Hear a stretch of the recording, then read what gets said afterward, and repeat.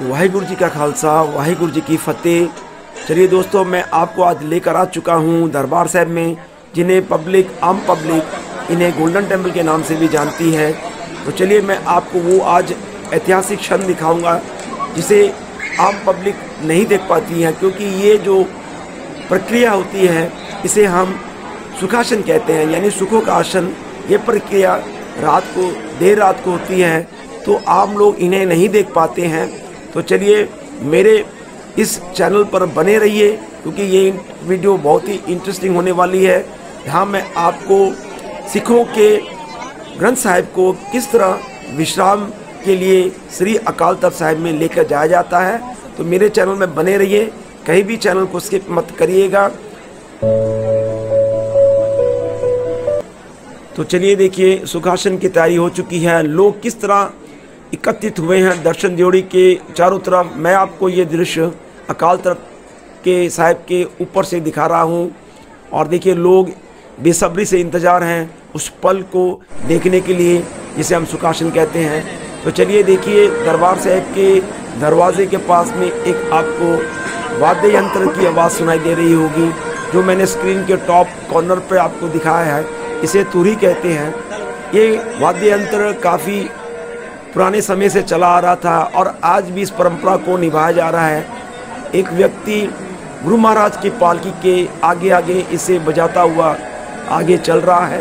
और देखिए, पालकी जो कि फूलों से लदी हुई है, सोने की पालकी में गुरु महाराज को वहाँ आसन पर रखकर लोग किस श्रद्धा से गुरु महाराज को अपने कंधों पर बैठाकर श्री अकाल तख्त साहिब की ओर लेके जा रहे हैं। और बड़ा ही मनमोहक ये दृश्य है। मैं आपको दर्शन ड्योढ़ी के परिक्रमा के वहाँ से ये आपको ये दृश्य शूट करके दिखा रहा हूँ।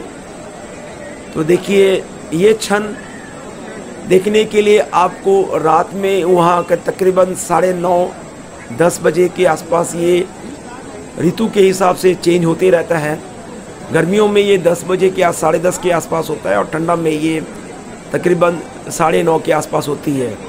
और धीरे धीरे लोग गुरु महाराज के वाहिगुरु वाहिगुरु के नाम जपते हुए धीरे धीरे इसे दर्शन ड्योढ़ी की ओर बढ़ रहे हैं। तो दोस्तों, शाम को के वक्त का जो रहरास और उसके बाद आनंद साहिब के पाठ के बाद अरदास होती है, और उसके बाद आरती के बाद कीर्तन सोहले के बाद गुरु महाराज को सुखासन के लिए तैयार किया जाता है और उन्हें पालकी में बैठाकर इन्हें अकाल तख्त साहिब में इन्हें विश्राम के लिए लेके जाया जाता है। और फिर सुबह फिर दोबारा पालकी में बैठाकर फिर दरबार साहिब में सुबह के तकरीबन 5 बजे लेकर आया जाता है और वहाँ पर इनका प्रकाश होता है। तो दोस्तों, जब भी आपको मौका मिले तो दरबार साहिब में रात के वक्त में आप यहाँ पहुँचे, तो ये आपको दृश्य, ये जो पवन दृश्य है, ये नसीब से ही मिलता है। तो ज़रूर आइए, गुरु महाराज के चरणों में नतमस्तक होइए और गुरु का आशीर्वाद लीजिए।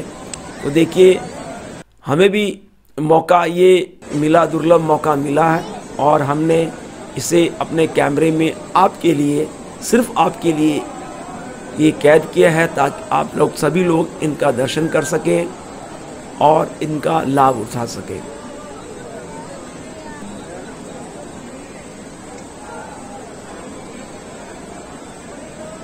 तो धीरे धीरे, बहुत धीमे गति से गुरु महाराज को हर कोई कंधा देने के लिए आतुर है, व्याकुल है, ताकि वो गुरु महाराज को कंधा दे सके, क्योंकि गुरु महाराज ने ही हमें इस संसार से पार लगाना है। तो धीरे धीरे देखिए, गुरु महाराज की सवारी दर्शन ड्योढ़ी की ओर अग्रसित है, ये बढ़ रही है धीरे धीरे। तो हम भी अपने कैमरे को जूम करते हुए वो क्षण को कैप्चर करने की कोशिश कर रहे हैं। तो देखिए, सभी लोग दर्शन ड्योढ़ी के अकाल तख्त के चारों तरफ एकत्रित हुए हैं इस क्षण को, इस पल को देखने के लिए। तो देखिए वो पालकी साहब श्री अकाल तख्त साहब के सामने आ चुकी है और वहाँ पर देखिए लोगों का हजूम लगा हुआ है। और देखिए अब गुरु महाराज को सर पर रखकर चौर करते हुए अकाल तख्त साहब में उन्हें ले जाया जा चुका है। और अब यहाँ पालकी की सेवा होगी, यानी पालकी को फिर से उन्हें संवारा जाएगा, फूल को फिर से उनको उतारे जाएंगे और उन्हें साफ सुथरा करके सुबह की जो प्रकाश के लिए उन्हें तैयार किया जाएगा। तो देखिए लोग उस क्षण को देखने के लिए अकाल तख्त साहब, जो कि सिखों के छठे गुरु श्री हरगोबिंद साहब ने बनाया था, तो गुरु महाराज अपने आसन पर आ चुके हैं। यहाँ फिर वो परिक्रमा अरदास होगी और गुरु महाराज को काफ़ी आदरपूर्वक, यही देखिए गुरु महाराज जी का आसन, जहाँ गुरु महाराज यहाँ पर रात को विराजमान करेंगे और फिर सुबह इन्हें दरबार साहिब में लाया जाएगा। तो देखिए अब ये पालकी को फिर से संवारा जा रहा है, उसे ऊंचा जा रहा है और सुबह की तैयारी के लिए उन्हें फिर से उसे तैयार किया जाता है। तो देखिए लोग वहाँ पर अभी भी उस क्षण को देखने के लिए व्याकुल हैं और काफ़ी भीड़ है, क्योंकि मैं जब वो गया था तो ये दिवाली की छुट्टियाँ थी और लोगों का हजूम था। ये देखिए दरबार साहिब के कपाट बंद हो चुके हैं, अब अंदर किसी को भी जाने की इजाज़त नहीं है। और देखिए दरबार साहिब में अब लोग बाहर से ही नतमस्तक हो रहे हैं और गुरु का आशीर्वाद ले रहे हैं। तो हमने भी बाहर से माथा टेका और ये देखिए इलायची बेरी के जस्ट बगल में एक जगह है, रूम है, जहां अब पालकी साहब को लेके जाकर रखा जाएगा और उन्हें अब ये कपाट बंद हो जाएंगे और सुबह के समय फिर इस पालकी को निकालकर इसे फूलों से सजाकर गुरु महाराज को की आज्ञा लेते हुए उन्हें फिर दरबार साहिब में लाया जा चुका जाएगा।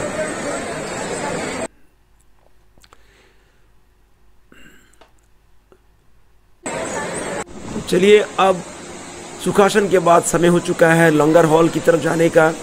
तो लोग अपने अपने हाथों में खाने की थाली लेकर लंगर हॉल की तरफ बढ़ रहे हैं, जिसे हम गुरु रामदास जी लंगर हॉल भी कहते हैं। ये 2 मंजिला इमारत है जहाँ 2 बेसमेंट है, एक नीचे एक ऊपर, जहाँ एक साथ तकरीबन 5000 लोग एक साथ बैठकर लंगर छक सकते हैं और सारे दिन में तकरीबन 50,000 लोग यहाँ लंगर छकते हैं और सभी एक ही पंक्ति में बैठकर, चाहे वो पुरुष हो या स्त्री हो, एक ही पंक्ति में बैठकर यहाँ गुरु का लंगर ग्रहण करते हैं। तो ये जो लंगर सेवा श्री गुरु नानक साहब जी ने 20 रुपये की जो लंगर की प्रथा चालू की थी, आज भी वो चल रही है और लोग बड़े चाव से लंगर को यहाँ छकते हैं, जिनका कोई भी मूल्य नहीं है, कोई भी पैसा नहीं लगता है। हर श्रेणी के, हर वर्ग के लोग यहाँ पर एक ही पंगत में बैठकर गुरु का लंगर ग्रहण करते हैं और उसमें कोई भी मतभेद नहीं है, क्योंकि गुरु ने ये प्रथा चलाई थी हर जाति के लोग अपने आप को एक समान समझे, चाहे वो गरीब हो चाहे वो अमीर हो, एक ही पंक्ति में बैठकर उन्हें गुरु का लंगर छकना पड़ता है। तो लेके लोग बेसब्री से गुरु का लंगर ग्रहण करने के लिए बैठे हुए हैं और सेवादार धीरे धीरे करके लंगर के जो व्यंजन है वो उन्हें परोस रहे हैं। देखिए हमारे थाली में तड़के की दाल आ चुकी है, काले छोले की सब्जी आ चुकी है और धीरे धीरे सेवादार हर व्यक्ति को उनकी थाली में भोजन को परोस रहे हैं। वो देखिए धीरे धीरे रोटी फुलके जिन्हें हम कहते हैं वो धीरे दी जा रही है। हमारी थाली में खीर भी आ चुकी है जो कि मेरा प्रिय व्यंजन है। और दोस्तों आपको खीर हर रोज़ मिलेगी ऐसा नहीं है, व्यंजन रोज़ चेंज होते हैं, लेकिन खीर ऐसी व्यंजन है जो कि आपको रोज़ ही मिलेगी। अब ये देखिए फुलके रोटी की सेवा चल रही है और हमारी थाली में भी गुरु का प्रसाद आ चुका है। तो मैंने भी भगवान का नाम लेकर पहला कौर अपने मुंह में डाला, क्योंकि ये भाग्यवान लोगों को ही मिलता है।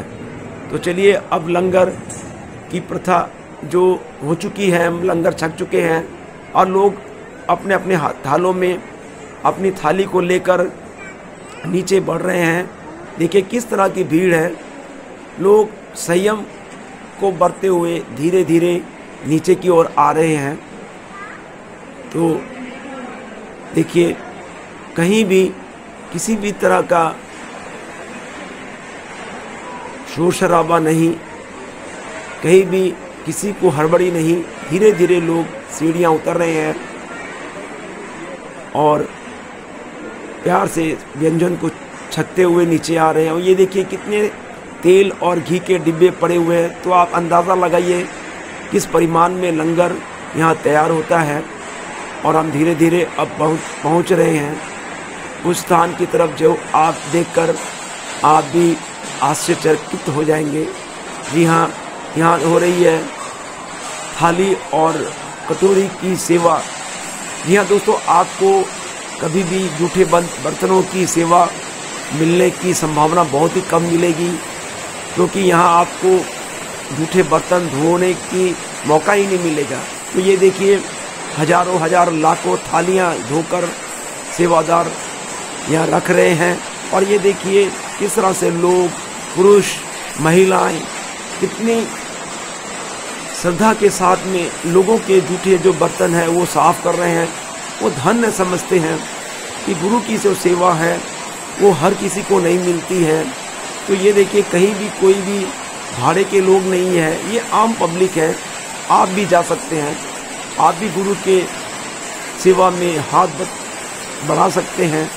तो जाइए और गुरु की महाराज के पब्लिक की जूठी थाली को साफ करिए और अपने पापों को कम करिए। ये देखिए लोगों की थाली हाथों हाथ ली जा रही है और जो बचा हुआ व्यंजन उन्हें एक साथ एक जगह में रखकर, और ये देखिए बूढ़े बुजुर्ग किस श्रद्धा से के साथ में यहाँ सेवा में लगे हुए हैं।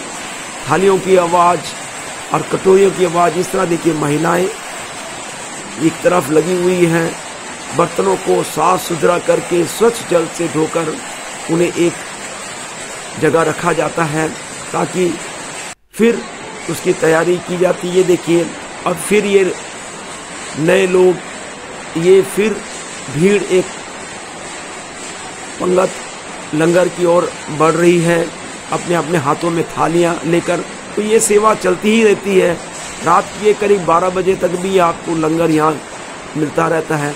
तो घबराने की कोई बात नहीं, आप आइए, दरबार साहिब में आइए, गुरु महाराज के दर्शन करिए और गुरु का लंगर भी छकिए।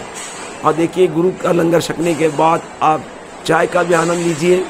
दोनों प्रकार की चाय आपको मिलेंगी यहाँ पर, मीठी चाय, बिना चीनी की चाय। अगर आप शुगर फ्री चाय पीते हैं तो देखिए यहाँ चाय परोसी जा रही है। आपको गिलास में चाय नहीं मिलेगी, ये यहाँ पर परंपरा है।